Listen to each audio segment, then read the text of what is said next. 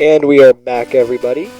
I would like to say last episode we went through Cherry Grove City. Did we talk to this guy? I don't know. So he's just telling us Mr. Pokemon's house is up ahead. And then I was going to explain to you guys my team. But as we watch these two Rattatas fight like little bitches, I'm just going to say this is the way to get to Violet City, which is where the first gym leader is, but until we do the whole rival battle introductions thing and all that stuff, it is inaccessible to us. I just had a thought. I think my Pokemon's really low on health, but because I haven't played in a few hours or whatever, I wasn't sure I was gonna make a third video or whatever. I was gonna make my third video today or save it for tomorrow, even though I have work. Well, I probably wouldn't have been able to make a video tomorrow anyways, since I have work in the morning, and then I am going golfing with my dad, his boss, and my grandfather in the afternoon. Ooh, that was a close one.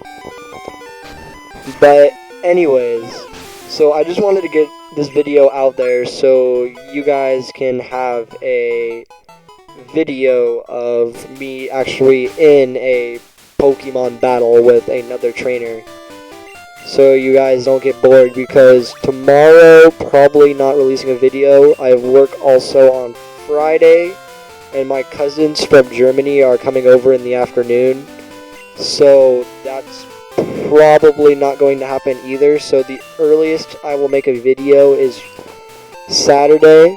After this one, I don't know, I might even put a fourth video out tonight, or well, a third video for today, but a fourth video overall.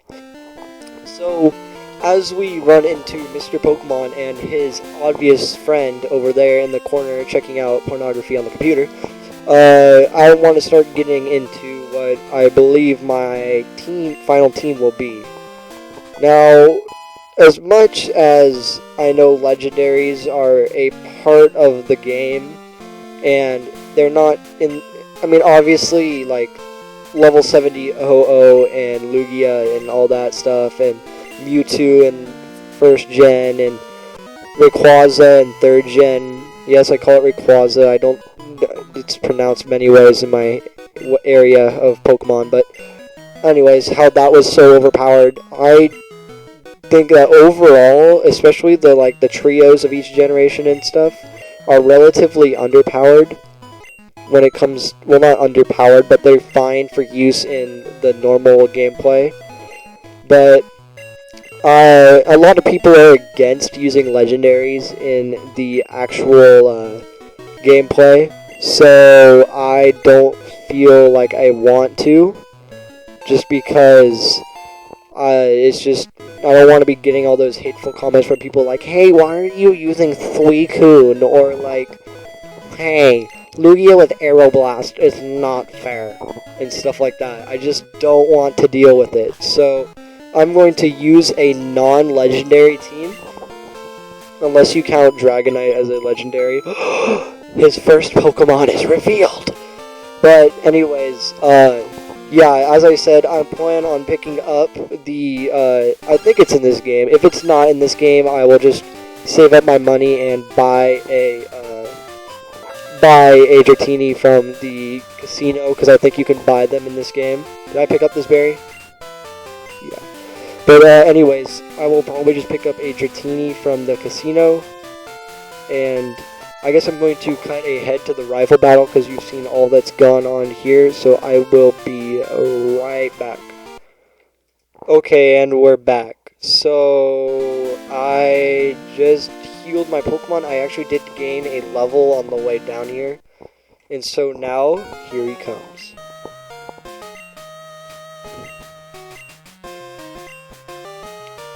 Yes, this is the new Gary clone. Except this time he's more badass and slightly more dark in his origins. So he, as all rivals do, except for the one in yellow, chooses a Pokemon that is basically the Pokemon that fucks your shit up. So at this point though, because my Cyndaquil is so high leveled, it's not going to be a big problem. But if he gets to critical, you never know. Well, not hoping, but I was expecting him to use rage there. But I forgot, at level 5, Cyndaquil doesn't have range. It gets rage at level 6, I believe. It's my freaking smokescreen. Yeah. I'd much rather get rage than smokescreen. So anyway, now, even though I would rather, like, if it was my regular playthroughs, I would go through the grass, gain some more EXP on the way there. At this point, it's not a big deal. I'm just going to go through here, get to the poke part where I finally get my Pokeballs and stuff like that. Tell my mom I'm going on an adventure. I wish I could show you guys. This is the first game to introduce, like, kind of the secret base thing going on. Then after this, you're supposed to go talk to your mom, and she will ask if you want to set up a bank account. So for LPing purposes, and I really don't care, I'll just call him the generic Silver.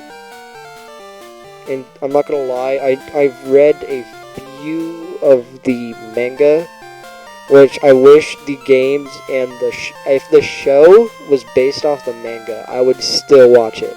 Because the manga is so much more, like, dark and more, like, non-childish, adultery sort of thing. It has some, like, dark stuff behind it, and criminals, and not Team Rocket gay sort of criminals, but, like, criminals. And so that's what I'd rather have. But okay, I'm back. I just had a momentary break. I had to do some stuff, like I had to get some stuff out of the car and groceries and all that stuff. But anyways, this video is quickly coming to a close after we talk to... Anyways, we're going to now be going to our mom's to get our bank account. So, I am so sorry about this, people. I am just having some problems that I'm having to attend to. So, anyways, if we go talk to our mom, who's cooking volcano baked meat, she's like, oh, you're leaving on an adventure. But at least she doesn't say that.